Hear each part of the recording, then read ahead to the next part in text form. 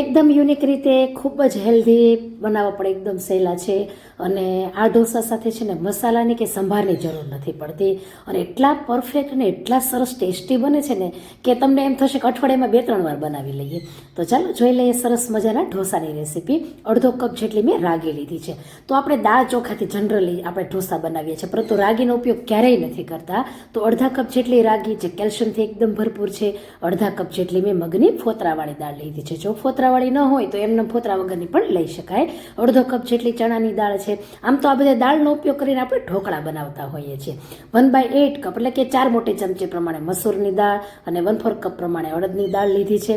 સાથે જ અહીં જુઓ, ચોખા મેં અડધી વાટકી બ્રાઉન રાઈસ આવે છે એ લીધા છે, પરંતુ વિડીયોમાં થોડું આવ્યું નથી. અડધો કપ જેટલા લીધા છે અને ઘરની વાટકીનો ઉપયોગ કરીને બધું જ લીધું છે. હવે તેમાં આપણે પાણી ઉમેરવાનું છે 2 વખત અને હળવા હાથે ઘસીને ધોઈ લેવાનો છે. જો આવો ડોળ નીકળતો હોય છે એટલે એને આપણે કાઢવો ખૂબ જરૂરી છે. તો મેં આ જે દાળ ચોખા છે બધા એને 2 વખત ધોયા છે. અને ત્યાર પછી અત્યારે શિયાળો છે એટલે ઉફાળું ગરમ પાણી ઉમેર્યું છે. અથવા ઓવરનાઇટમાં જો તમે પલાળવા માંગો ને તો તમે ઠંડુ પાણી લઈ શકો છો. તો ઢાંકી દેશો અને તેને આપણે પલાળવા માટે મૂકી દઈએ.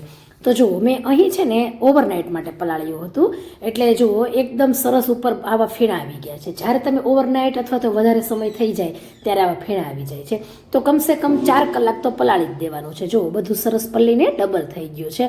તો આપણે રાગી છે, આ રીતે મગની દાળના, ચણાની દાળના એવા ક્યારેય ઢોસા નહીં બનાવ્યા હોય. આપણે જનરલી આ બધાનો ઉપયોગ કરીને શું કરીએ છીએ, ઢોકળા કરતા હોઈએ છીએ. જો બધું જ પાણી કાઢી લીધું છે. ત્યાર પછી આપણે મિક્સર જારમાં તેને ગ્રાઇન્ડ કરીશું. તો જે આપણે સબ્જીનો મોટો ટેબલ સ્પૂન હોય ને એ પ્રમાણે 4 ટેબલ સ્પૂન જેટલું મેં મિશ્રણ લીધું છે બધું. ત્યાર પછી એકદમ સરસ ખાટી છાશ લઈ લેવાની. ઓથેન્ટિક રીતે છાશ ઉમેરવામાં નથી આવતી, પરંતુ મેં છાશ ઉમેરીને એકદમ સરસ તેને ટેસ્ટી બનાવ્યા છે. તો 1 કપ જેટલી ખાટી છાશ લીધી છે અને થોડી થોડી ઉમેરીને આવું ઘાટું મિશ્રણ બનાવ્યું છે. ખાસ ધ્યાન રાખવાનું છે કે પતલું ન થઈ જાય. જો આવું ઘાટું રાખવાનું છે. તો બધું જ પીસી લીધું છે અને સેજ તમને બતાવું કે જો આટલું જાડું મેં તેને રાખ્યું છે. જો તમને રાગીના ક્યાંક એમને ડોટ દેખાય છે બ્રાઉન કલરના, તે રાગી છે અને ખૂબ જ હેલ્ધી છે.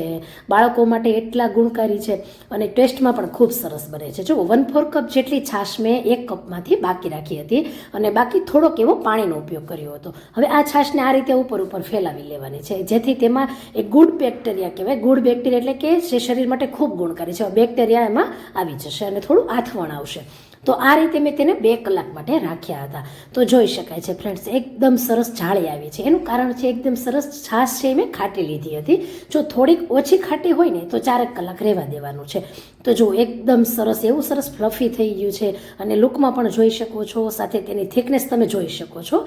1.5 ચમચી જેટલું મેં એમાં મીઠું કર્યું છે. તો ને જો વધારે ઘાટું હોય ને તો જ પાણી ઉમેરવાનું, બાકી પાણી ઉમેરવાનું નહીં. મીઠું છે બેટર સાથે સરસ રીતે મિક્સ કરી લેશું. અને જુઓ બધું સરસ રીતે મિક્સ થઈ જાય ત્યાર પછી મેં તેની થિકનેસ આવી રાખી છે. જુઓ એકદમ સરસ ઘાટી રાખી છે, પરંતુ પડી જાય આસાની રીતે એવી રીતે રાખવાની છે. ત્યાર પછી એક મસાલો કરીએ તો બધું જ 1-1 ચમચી પ્રમાણે ધાણા જીરું, ગરમ મસાલો, હળદર પાવડર, લાલ મરચું, આમચૂર પાવડર, સંચળ પાવડર અને મીઠું બધું 1-1 ચમચી પ્રમાણે લઈ લીધું છે. બધું સરસ રીતે મિક્સ કરી લેશું.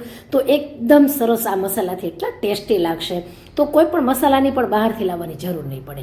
તો ઢોસાની તવી છે ગરમ થઈ જાય ત્યાર પછી થોડુંક પાણી ઉમેરવાનું અને તેને ઠંડી કરવાની છે, એટલે ક્યારેય પણ ઢોસું છે તમારી લોટી સાથે ચીપકે નહીં.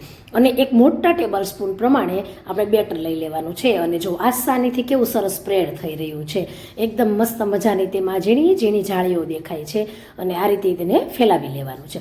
ખૂબ સરસ બને છે ફ્રેન્ડ્સ, એકદમ હેલ્ધી છે અને સાથે આપણે ઘીનો ઉપયોગ કરવાનો છે. તો અહીં તમે બટર લઈ શકો, ઓઇલ લઈ શકો અથવા ઘી લઈ શકો. તો 2 ચમચી જેટલું ઘી, અડધી ચમચી મસાલો, સાથે અડધી ચમચી લસણની ચટણી છે. તમે શેઝવાન ચટણી પણ લઈ શકો છો. તો લસણની ચટણીની રેસીપી હું થોડા જ ટાઈમમાં અપલોડ કરવાની છું, તમે ત્યાં ચોક્કસ જોઈ શકો છો. ઘી સાથે બધું સ્પ્રેડ કરી દીધું છે. ત્યાર પછી લીલા કાંદાનો લીલો ભાગ, થોડાક ટમેટાં અને થોડાક સફેદ કાંદાનો, એટલે કે લીલા કાંદા હોય તેમાં સફેદ ભાગ હોય તે થોડોક લઈ લેશું. સાથે ચીઝની સ્લાઇસને મેં કટ કરીને લીધી છે. મોઝરેલા ચીઝનો પણ ઉપયોગ કરી શકો છો. પનીર પણ અહીં લઈ શકાય છે. તો જેમને વેઇટ લોસ કરવો છે એમને માટે તો એકદમ બેસ્ટ રેસીપી છે. હળવા હાથે સેજ દબાવતા જશું અને સ્પ્રેડ કરતા જશું.